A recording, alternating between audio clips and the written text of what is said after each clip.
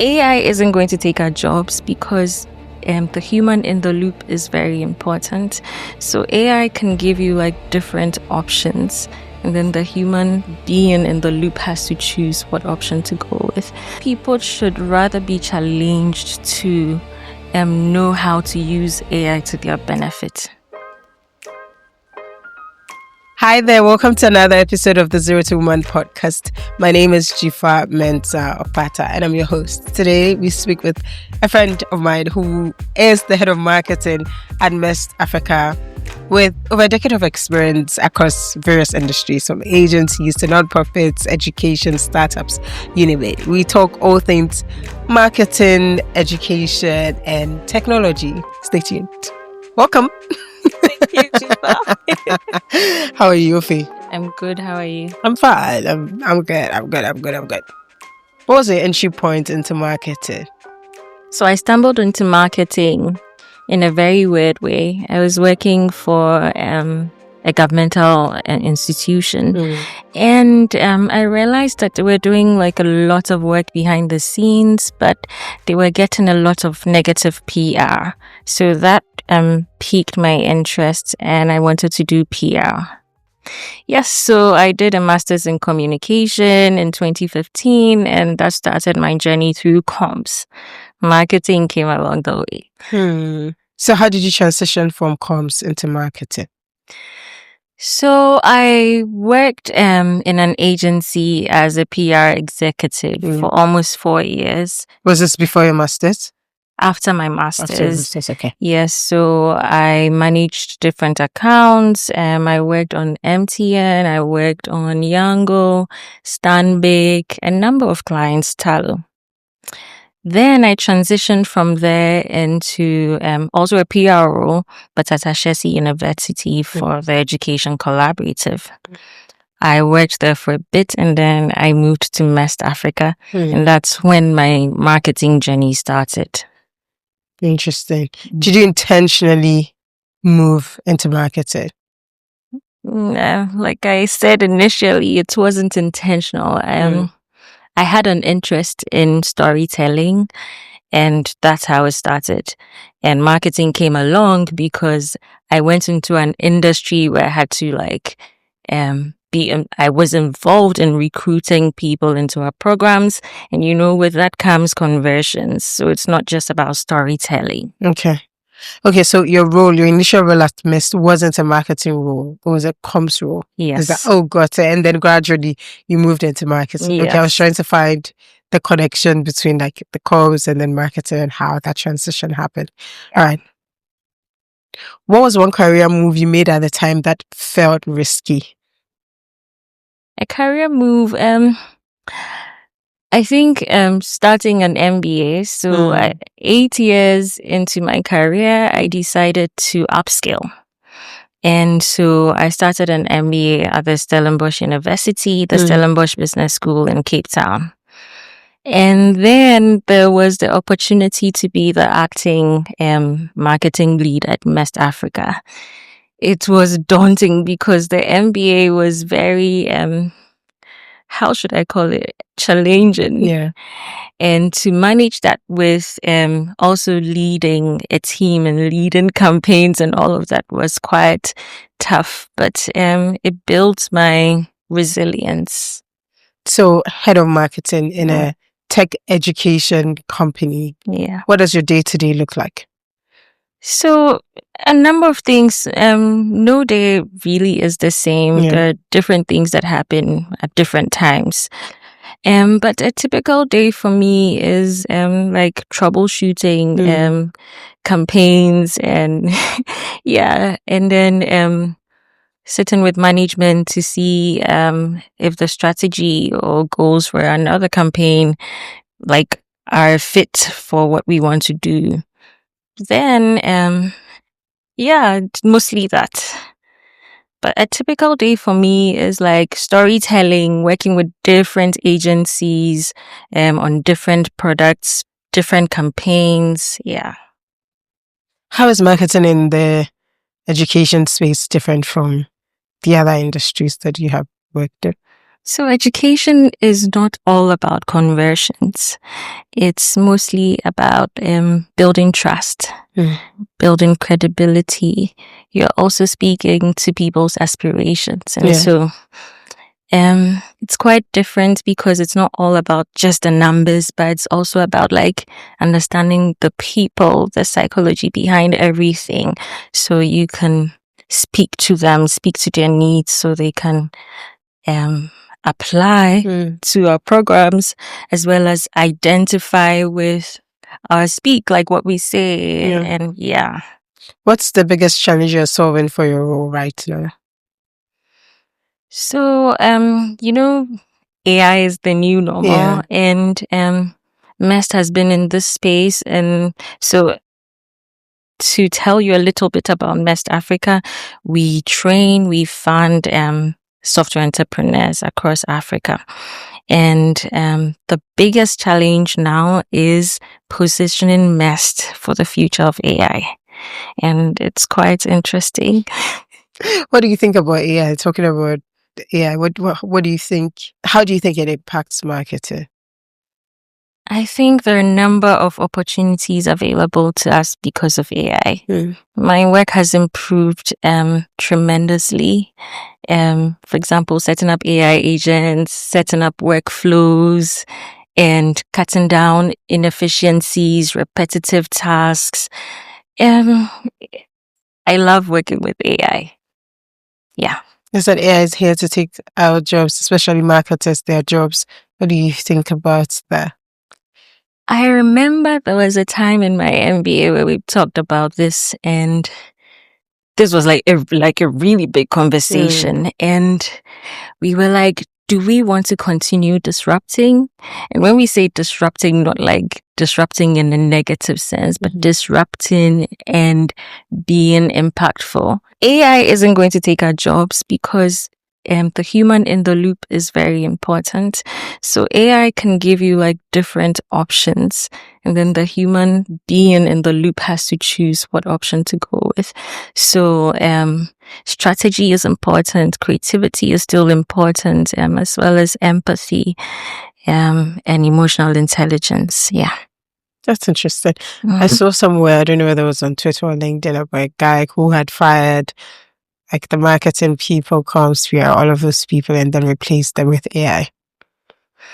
No, so maybe it could be industry specific, right? Because for an industry like ours, it's very human centered, and the tone of voice and that human element is really needed for our target audience. And so I wouldn't necessarily say it applies to all industries. Maybe it could be. So people shouldn't be scared.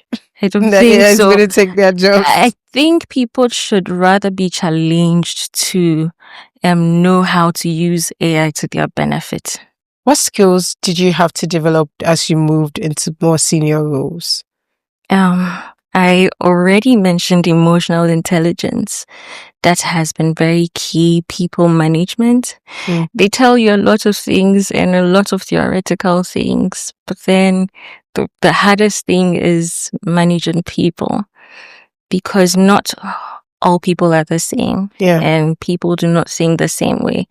And especially if you work in an environment like ours that has like multiple disciplines, people from different places, different cultures, you have to be really emotionally intelligent. And so that is one major thing that I've had to learn.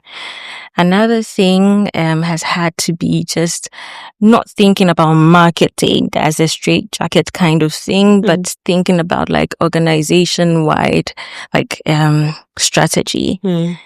And then thinking about how whatever you're doing fits into the bigger scheme of things. So that has been a major thing. In your experience, what separates good marketers from the great ones? I think someone who has the ability to learn, relearn, and unlearn has the propensity to do very well at marketing, because there are a lot of things that require experimentation. apart from that as well, someone who is able to like keep calm and listen to their audiences, listen to what their target audience are saying, how they feel, what their pain points are. If you're able to master those things, you're able to provide solutions that meet their needs. So that's what separate you. That's what like would take you up a notch higher than any other marketer. There have been a number of things, and I have learned along the way. I started with not knowing anything, and then perfecting my skill. And I do not know it all. I'm still learning a lot. How do you stay ahead of the trends while focusing on the fundamentals in marketing? So I'm always reading. I'm always reading reports. I'm looking at what competitors are doing. I follow influencers in the field on LinkedIn. I try to see what, like, I'm really interested in marketing operations. And so I love dashboards. And I think that's one thing going to business school helped me with, because I wasn't a numbers person, but now I'm so into numbers and dashboards and all of those, and they just make me happy. I love it for you. Thank you. That's good. I love dashboards. I love data and I love numbers. Now I have a question for you. Oh.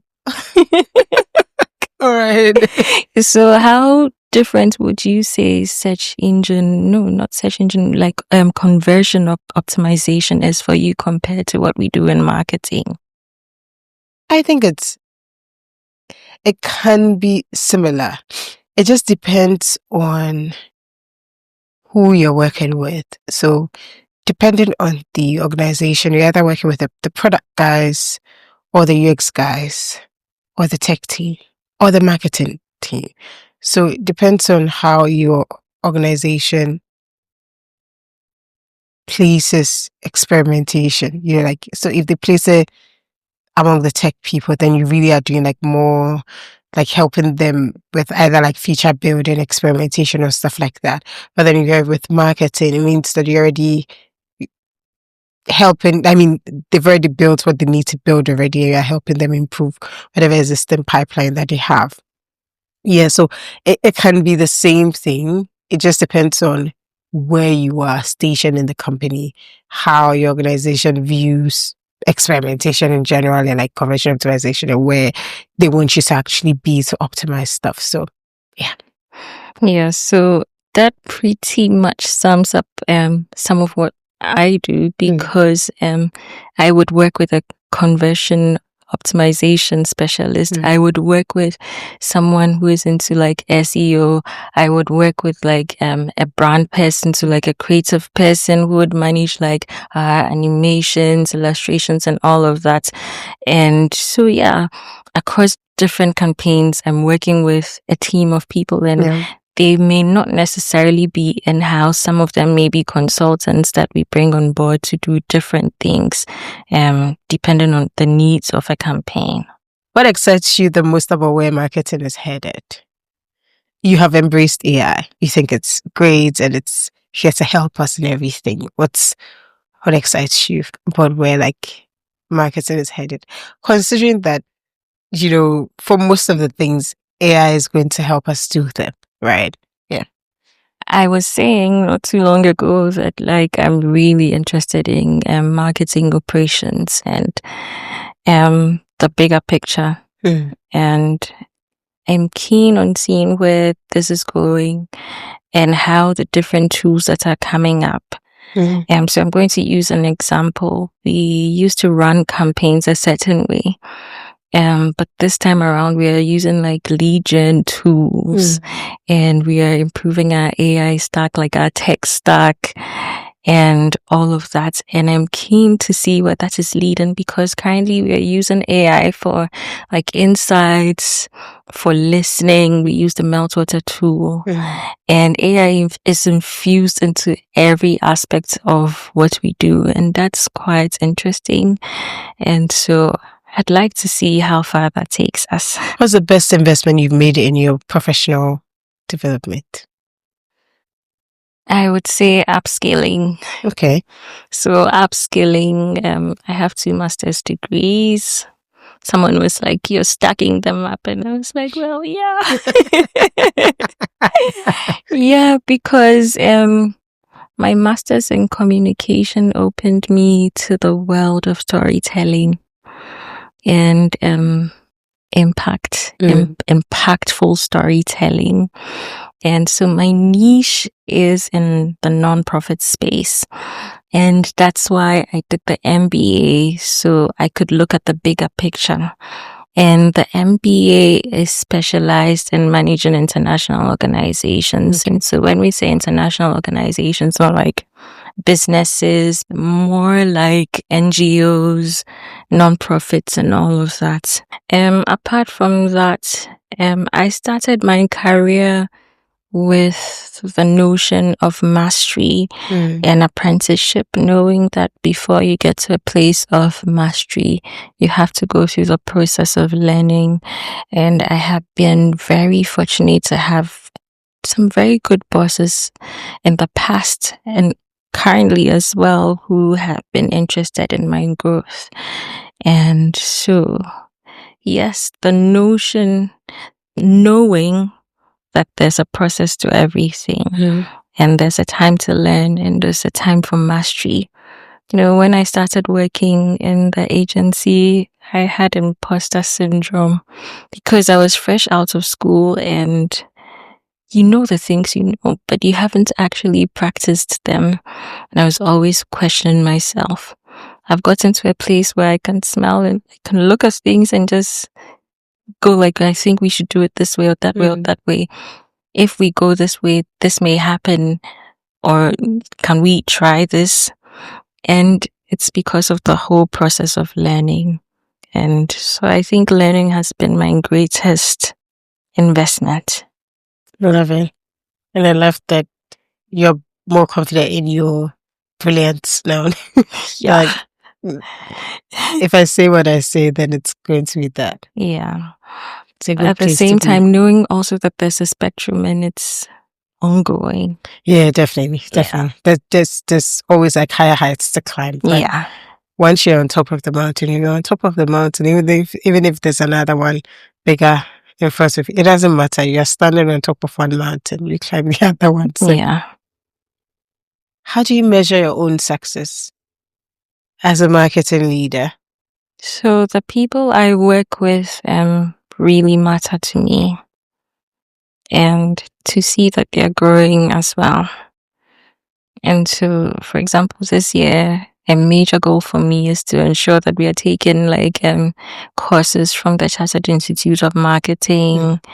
So an ongoing process of learning, and to see that everybody is like meeting the milestones they've set for themselves, and we are all growing together. How does rising through the ranks look for you or for somebody on your team? I think you're already there. I mean, there's still a lot more to go. But for somebody in your team who is at an intern position, what would that look like? So there's a lot to learn, and there are a lot of moving parts, and it's a very fast-paced industry, and someone who is agile and someone who is ready to learn would be successful. At the same time, our team is not a team that does this person is the lead, this person is this. We all do everything together. And so there's a time where I'm doing strategy. At another moment, I'm doing execution. So one thing that has been challenging for me is leaving the work so other people would do it, because I'm almost a perfectionist and I would want to see myself do the work and make sure it has been done very well. But now I've gotten to a point of setting up systems and knowing that if I set up good systems, the people who help with the work would be in a better place to execute. And so now it is my responsibility to ensure that the systems are in place so that someone who comes in as an intern can just pick up stuff and move with them. So I'm happy that you're thinking about putting the systems in place, because sometimes it's not nice for companies to have like a career progression strategy or path, and then people would have to like keep lobbying and lobbying and lobbying for a promotion. Like, oh, I need a promotion. And even when you ask them like, what will that title be, they don't even have anything in mind, right? They just know that they want to move to the next level, but there's no design of what the next level should look like for them. So they're just there like, okay, so from intern, do I move to like, I don't know, senior exec, or I move to manager, like it's very great that you're thinking about actually building the system, so having written down policies that they can follow. So the thing also is, I have been very fortunate to come into a place where like my predecessors set up systems that were running. And so I didn't have to start from scratch. I just built up on what they had. And so it would just be good to also do it for other people who come. Yeah. But practically, does it mean that it's going to take, like, I know of course it's going to take time, but I'm asking what they can do to just get that recognition and that growth that they desire at the workplace? So the thing is, the way we work, nobody really takes credit for someone else's work. It's, how do I explain it for you to understand? It's a flat.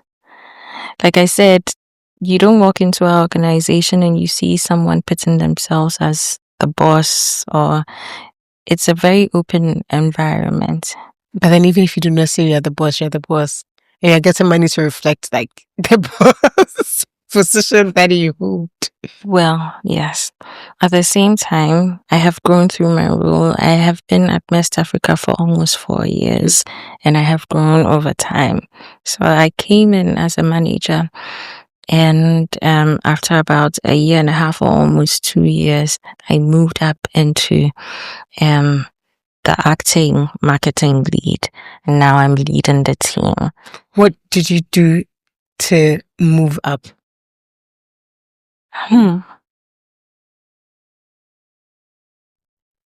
I wouldn't necessarily know, but I take my work very seriously, and my work is also an expression of myself, my art. So I take everything I do seriously. How I pick out my accessories, even my earrings, how I take care of my pet, intentionality with family, and it's the same approach with my work. And so I would say that it's because I have a joy for what I do. I love what I do, and it is expressed in the outcomes of my work. At work, how do you balance data-driven decisions with intuition? So data tells you about trends, and intuition tells you about, like, it shows you what's next. I think finding the right balance between data and intuition is important. So how do you find that balance? After you've done something for a while, you know when to kick in your intuition, but then everything is informed by the numbers and by the trends and all of that, because there's always the ROI, and for some organizations more than others. But at the same time, you can't just take decisions on a whim. And that's when data comes in. With your experience, you know that, okay, this decision may not benefit us like this one would. And so that's when intuition kicks in. And sometimes it comes with experience. And so, like I said, finding the right balance between like data-driven decisions as well as intuition gives it the right balance. What's your framework for deciding which marketing channels to invest in? So first of all, audience fit, storytelling fit, because we're an NGO and that is very major for us. Those two major things drive whether or not we pick a platform or a channel. If our audiences cannot be found there or cannot be onboarded onto the platform, then it's not a channel for us. And if it doesn't have the storytelling part to it, then it's a no for us. If you were starting your marketing career today, what would you focus on learning first? I would pay attention to neuromarketing and consumer psychology. What are they? So getting to really know your target market and really understanding them, I think that has been key to all the work I have done, because from that you can gain some insights that would help you couch the kind of message you want to put out there. So really understanding your target audience is key. So the type of marketing called neuromarketing. Yeah. Meaning like brain mind marketing. Yes. That's interesting. And that also determines like the kind of tactics you use, the kind of messaging and all of that. When people say you need to understand your target audience, you need to understand your target audience, what is the practicality of understanding your target audience? Or how can they do it in like a practical way without it being a buzzword? Okay. So, if Dzifa was just out of school, let's say university, and Dzifa is looking to do something, but she's not too sure what the next step is for her. But she has realized that she's really interested in tech and she has a knack for entrepreneurship, but she doesn't know what the next step is for her. And maybe we are putting out an application for maybe digital skills training. If I were to target Dzifa, I would try to understand where she is now. Like I said, she's out of school. She's looking for opportunities. And maybe she has to gain some additional skills so she can find the kind of job she wants, or so that she can start her own startup. I would look for her habits. So what's her daily routine? Where does she go? What are the spots she goes to? What social media platforms would you usually find her on? Who does she listen to? What does she listen to? Where does she listen to it from? Who speaks to Dzifa? What kind of influencer may influence her? So once I start thinking about all of these things, and you would call that audience profiling. You start to profile Dzifa, and then you start to say, okay, then this is what I'm going to say to Dzifa. Because if I say this to Dzifa, she may most probably take an action. I'm going to say it here because you would typically find Dzifa on this platform at this time of the day. And so I'm going to use this platform. Or maybe Dzifa listens to podcasts. So I'm going to use this podcast. I'm going to advertise here or there. So that's getting to know Dzifa, because in getting to know her, you can target her and then you can push forward your narrative or your messages and all of that. Let's talk about building influence in your organization. As a marketing person, you do the storytelling for the organization or the brand to other people. How do you do your own storytelling, and how do you build influence in your organization for yourself and your career? So I'll be really honest. I have been good at marketing other people, other brands and products and all of that. But I don't think I have done a good job at doing it for myself. And if you asked me today why, I wouldn't be able to tell you. And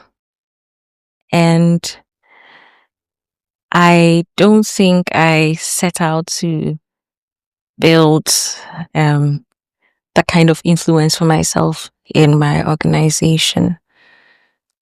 I think I just did my job and I loved doing it, and I probably got noticed.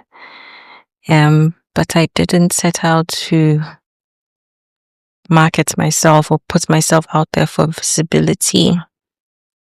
And that may probably not be a good thing, because if you do not tell your own story, who would? And I think a right balance is good. Doing the work and being known for doing a good job, as well as creating opportunities for visibility for yourself. Do you think that if you had quote unquote marketed yourself a little more, things would have been different? I think things just happened the way they were supposed to happen. And I like the opportunities for growth. And maybe there's more learning I can do. Maybe that's why I'm here with you. Before we go, what do you like to do for fun? A number of things. Tell me. I have a pet. He'll be 1 soon, in a few weeks. You have a new pet? Yes. I feel like every time you have a new pet.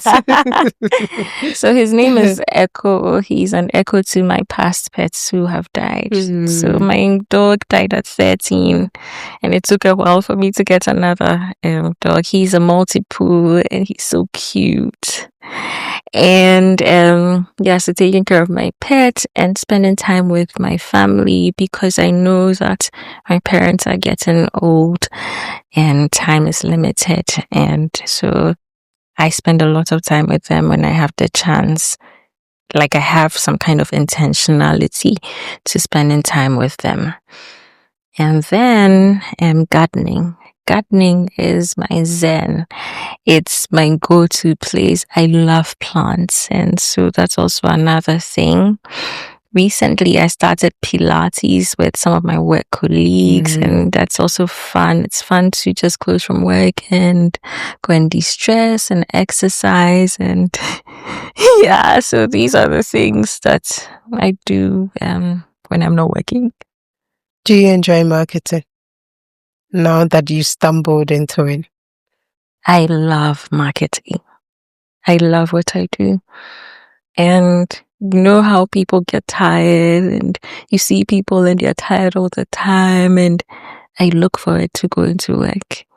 And so, my team has a hybrid work thing going on, where like we go in some days and then work from home some, but I'm going almost every day or every day. Wow. And people are asking me, okay. That's really cool. Yeah, I love what I do. And there's still some more stuff I can learn, and so that's what keeps me interested. I love it. Thank you. Thank you. Thanks for coming. I really enjoyed this conversation. Thank you. I enjoyed it too. Thanks for having me. Thank you so much for watching and listening to this episode. Please like, subscribe, and share. See you all next week. Bye.